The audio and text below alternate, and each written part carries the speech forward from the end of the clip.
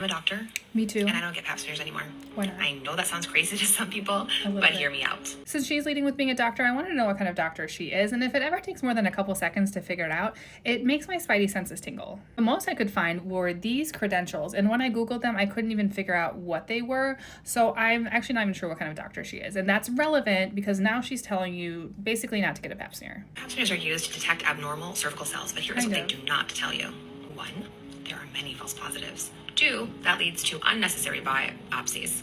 Those are really and 3, it does not address why those cells are changing. It's not supposed to. There is no root cause treatment. I don't know where we got this idea that diagnosis and treatment need to be like a combined thing. Sometimes diagnostic tools like a pap smear are just to diagnose things. There is no promise of a treatment with a pap smear.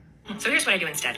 I run and order and interpret properly a lot of different labs. So you run a whole bunch of different tests instead of the one test that has been validated for a cervical cancer screening. And my guess is that insurance doesn't cover those. Oh, look, I was right. I test for high-risk HPV, which is a real trigger. I also monitor with thermology as well as functional testing.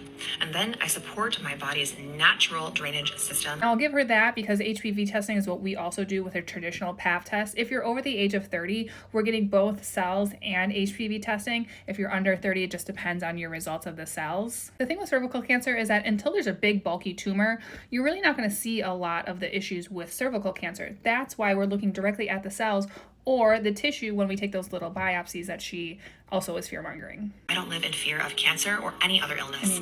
I live rooted in wisdom, prevention, and truth. But you didn't even talk about the prevention of HPV. You didn't talk about the Gardasil vaccine or even things like a barrier method when you're with partners. Instead, you sold your $1,000 consults, which have no evidence behind them, and fear-mongered the mean, cold gynecology office for the one validated tool we have for cervical cancer screening.